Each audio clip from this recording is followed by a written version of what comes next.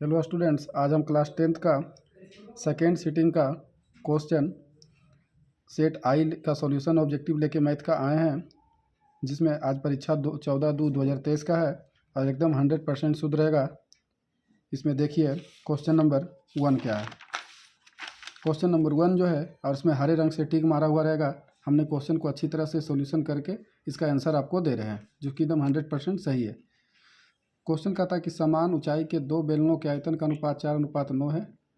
इनके वक्र पृष्ठों के क्षेत्रफल का अनुपात क्या होगा। तो क्वेश्चन नंबर ए का जो आंसर है ये क्वेश्चन नंबर ए है, ऑप्शन नंबर ए है। इसको सॉल्यूशन करके हम डाल रहे हैं। फिर कहता है दूसरा नंबर क्वेश्चन है, यदि एक शंकु और एक बेलन के व्यास और ऊंचाई समान है तो उनके आयतनों का अनुपात क्या होगा। इसका आंसर हो जाएगा ऑप्शन नंबर बी होगा, option number B. Question number 3 है। क्वेश्चन नंबर 3 का जो आंसर होगा ये ए नंबर होगा। क्वेश्चन नंबर 3 का आंसर ए होगा। क्वेश्चन नंबर 4 है कि यदि बिंदु ए बी सी का मान दिया कार्य संरेख है तो एक्स का मान, तो एक्स का मान जो निकालने के बाद आता है 4 का, क्वेश्चन नंबर ए आंसर हो जाएगा, 4 का ए हो जाएगा। क्वेश्चन नंबर 5 है। 5 में कहता है कि एक त्रिभुज ओ ए बी जिसके शीर्ष दिया हुआ है, तो इसमें क्षेत्रफल पूछ रहा है, तो क्षेत्रफल इसका भी आंसर आएगा 5 का बी नंबर होगा। क्वेश्चन नंबर 6 है। कहता है यदि बिंदु 4A रेखा इतना पर स्थित हो तो ए का मान, तो इसका ए का जो मान आता है ये 6 का आंसर हो जाएगा, option number A. Question number 7 है। क्वेश्चन नंबर 7 का आंसर हो जाएगा बी नंबर, 7 का बी हो जाएगा। अब क्वेश्चन नंबर हम 8 पर आते हैं। 8 में कहता है कि किसी वृत्त के बाह्य बिंदु पी से दो स्पर्श रेखाएं पी ए और पी बी खींची गई है। यदि ए 5 सेंटीमीटर तो पी बी, तो बाह्य बिंदु से खींची गई स्पर्श रेखा की लंबाई समान होती है, इसलिए पी ए अगर 5 है तो पी बी की लंबाई भी क्या होगी, 5, यानी 8 का बी नंबर हो जाएगा। क्वेश्चन नंबर 9 है।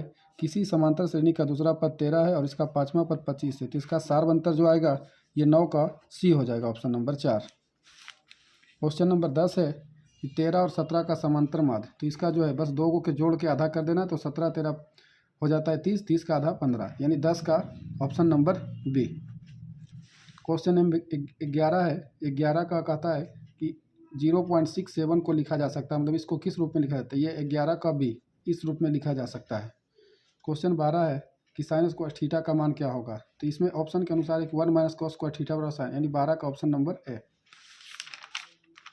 क्वेश्चन नंबर 13 है कि समीकरण का हल है, तो 13 का जो आंसर आता है ये 13 का सी नंबर।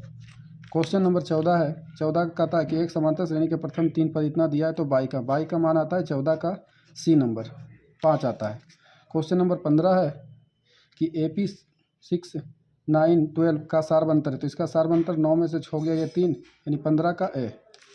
क्वेश्चन नंबर 16 है कि साइन 10 का मान किसके है, तो ये cos 80 के मान के बराबर होंगे, क्योंकि जब हम इसको लिखेंगे साइन, इसको 90 माइनस इसको 80 लिखेंगे, क्योंकि 90 में से 80 जाएगा 10, तो इसको sine 90 minus theta cos theta होगा, तो इसके अनुसार से ये 16 का बी नंबर।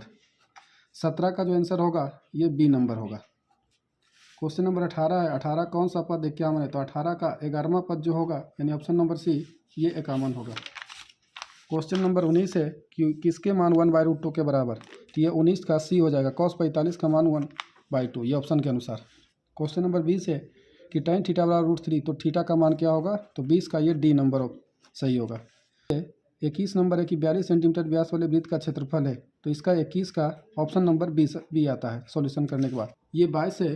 क्वेश्चन नंबर कि दो वृत्तों की त्रिज्या का अनुपात दिया है, तो इनके क्षेत्रफलों का अनुपात क्या होगा, तो इसका भी 22 का सी नंबर सही है।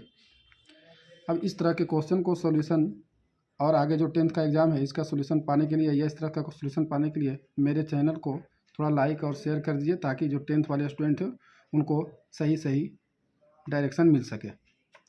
अब क्वेश्चन नंबर हम 23 में आते हैं कि यदि एक वृत्त का क्षेत्रफल और परिधि संख्यात्मक रूप से बराबर, तो वृत्त का व्यास है, तो व्यास पूछ रहा है। अगर त्रिज्या पूछता तो 2 होता, लेकिन यहाँ व्यास पूछ रहा है, जिसके कारण है d बराबर 2r, यानी 2 दूनी 4 हो जाएगा, यानी 23 का सी नंबर। 24 का जो आंसर होगा, 24 का जो आंसर सॉल्यूशन करने के बाद आता है 24 का ऑप्शन नंबर ए। 25 का आता है कि 25 का ऑप्शन नंबर बी, क्योंकि बोल रहा है चाप की लंबाई पूछा, तो एल बराबर होता है थीटा बटे 360 गुने 2πr। 26 का होगा कि बिंदु इतना किस चतुर्थांश में है, -2 5 किस चतुर्थांश में है, तो ये द्वितीय चतुर्थांश, 26 का बी। कि 22 से बिंदु 3 4 की दूरी है, तो ये 27 का बी नंबर ऑप्शन सही हो जाएगा। 28 का होगा कि मूल बिंदु से बिंदु -4 और -6 की दूरी है, तो बस 4 चौक 16 कर देना, 5 5 25, 16 25 जो हो जाएगा ये हमारा 52 हो जाएगा। और 52 को हम लिख सकते हैं 13 दो रूट 2 और अंदर रूट 13, यानी ये ऑप्शन नंबर 28 का ए हो जाएगा। 29 का हो जाएगा कि बिंदु इतना और इतना, बिंदु 4 5 और -3 और 2 के बीच की दूरी निकालें, तो दूरी सूत्र से निकालने के बाद इसका आंसर आता है 58, यानी 29 का बी। नंबर का आता है बिंदु -3 4 और 7 8 को मिलाने वाले रेखाखंड का मध्य, तो इसका निर्देशांक जो होगा 30 का ऑप्शन नंबर बी सही होगा। 31 नंबर है, 31 नंबर का आंसर हो जाएगा ये सी नंबर, सी नंबर है, एकदम सही है। 32 नंबर है, 32 नंबर का जो आपका आंसर हो जाएगा, इसमें पूछ रहा है किसी समांतर श्रेणी का यनमा पद दिया हुआ है, यनमा पद दिया यानी टी एन बराबर आपका दिया हुआ है कि 5 - 3n, तो इसमें पूछ रहा है सार्वंतर, तो जैसे एन की जगह हम 1 अगर रखते हैं तो एन के बाद तो इसके 2 आता है, इसी प्रकार एन की जगह अगर हम 2 रखते हैं तो एन की जगह यदि 3 दूनी 6 में 5 गया -1 हो जाएगा। अब इसका सार्व अंतर पूछ रहा है, तो सार्व अंतर पूछ रहा है, तो -1 में जब हम -2 को घटाएंगे तो ये हो जाएगा -3, यानी 32 का ऑप्शन नंबर बी। 33 का हो जाएगा ऑप्शन नंबर डी, 33 का डी हो जाएगा। 34 नंबर है, 34 नंबर में कह रहा है कि एक बेलन का वक्र पृष्ठ दिया हुआ है कि बेलन का वक्र पृष्ठ 264 मीटर स्क्वायर और इसका आयतन दिया हुआ है। देखिए 34 का आंसर हो गया है, 34 का डी हो गया, 7:3। 35 में आते हैं, 35 नंबर क्वेश्चन है, 35 का जो आंसर हो जाएगा ये 35 का ऑप्शन नंबर सी 3ABC होगा। 36 नंबर है, 36 नंबर का जो ऑप्शन होगा ये ऑप्शन नंबर बी 6 आता है। 37 नंबर है, 37 नंबर में कहता है दो समरूप त्रिभुजों के क्षेत्रफल का अनुपात 4:9 है, तो इनके क्षेत्रफल होता है ये 4 चौक 16 9 81, यानी 37 का डी नंबर। 38 का जो आंसर हो आता है, 38 को हल करने के बाद आ जाएगा ऑप्शन नंबर बी 125।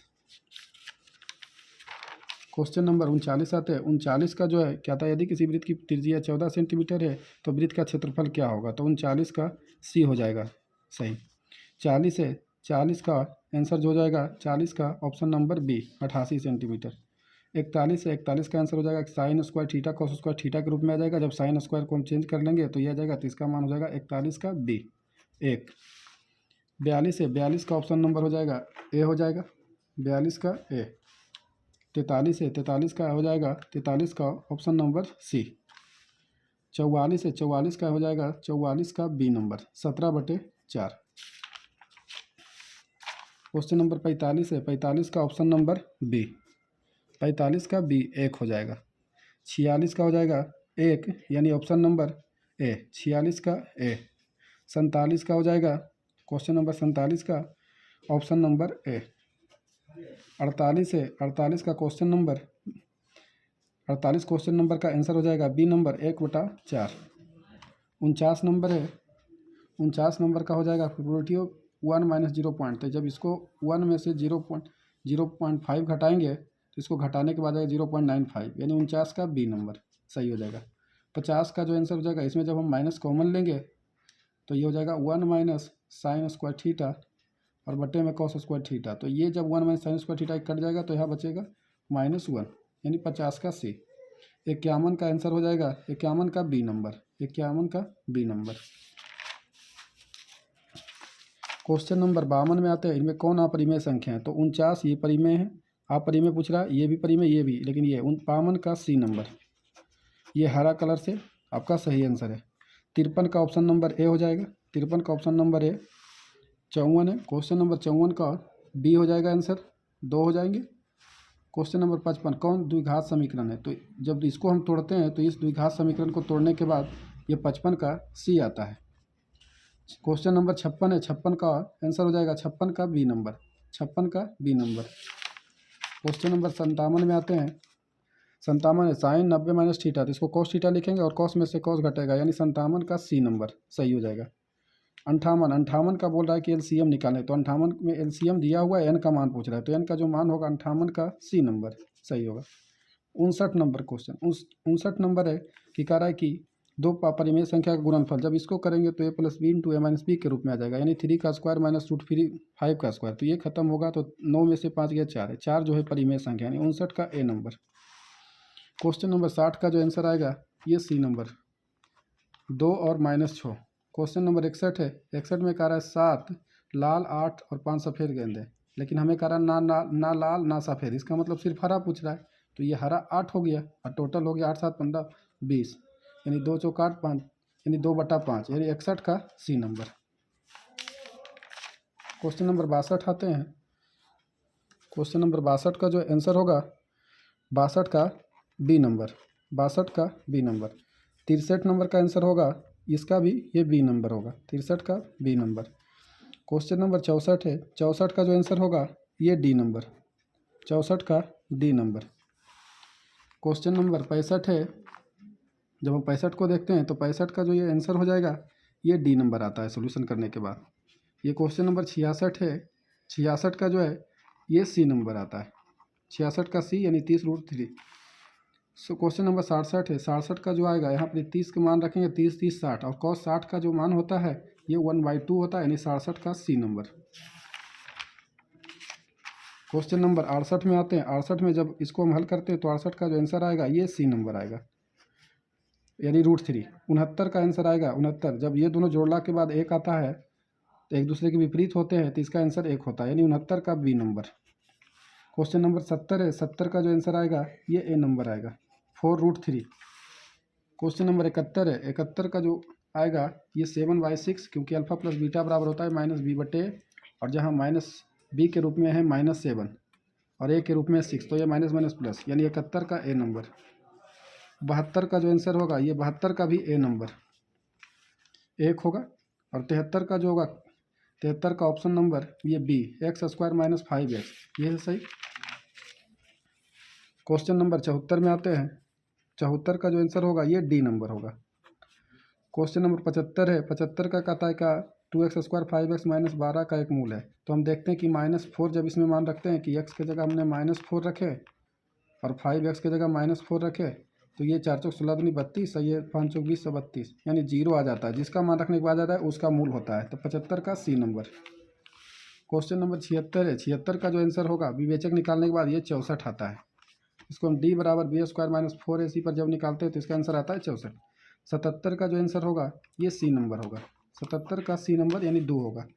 78 बोल रहा है, 78 नंबर क्वेश्चन का जो आंसर होगा ये बी नंबर होगा, 78 का बी होगा। इस फॉर्मूला पर x² - alpha plus beta into x, alpha into beta, तो यहाँ पर ये अल्फ़ा प्लस बीटा का मान माइनस नहीं तो माइनस माइनस प्लस, इसलिए 78 का बी नंबर। क्वेश्चन नंबर 69 है कि एक घात वाला बहुपद कहलाता है रैखिक, यानी 69 का सी हो जाएगा। क्वेश्चन नंबर 70 है, 80 है, क्वेश्चन नंबर 80 है कि त्रिघात बहुपद जो है ये 80 का सी इस रूप में होते हैं, ax³ bx² + cx + d, और जहाँ a बराबर इक्वल टू नोट 0। 81 का जो आंसर आएगा ये ए नंबर 7 सेंटीमीटर। 82 नंबर है, 82 का जब कहता है 8 सेंटीमीटर त्रिज्या के गोले को पिघलाकर 32 सेंटीमीटर ऊंचाई के शंकु के रूप में लाया जाता है। शंकु के आधार की त्रिज्या ये निकलने के बाद आता है 8 सेंटीमीटर, यानी 82 का है। 83 नंबर जो है, 83 नंबर का क्वेश्चन का आंसर जो आएगा ये 5 सेंटीमीटर आएगा, क्योंकि जब हम इसको स्क्वायर करेंगे 3 3 9 और 4 चौक 16, तो 16 9 25, 25 का वर्गमूल ये 5 के बराबर आते हैं, बाकी सब मान कट जाते हैं। क्वेश्चन नंबर हम 84 में आते हैं। 84 में कहता है समबाहु त्रिभुज का क्षेत्रफल क्या होता है, तो ये √3/4 गुने भुजा स्क्वायर, यानी 84 का बी।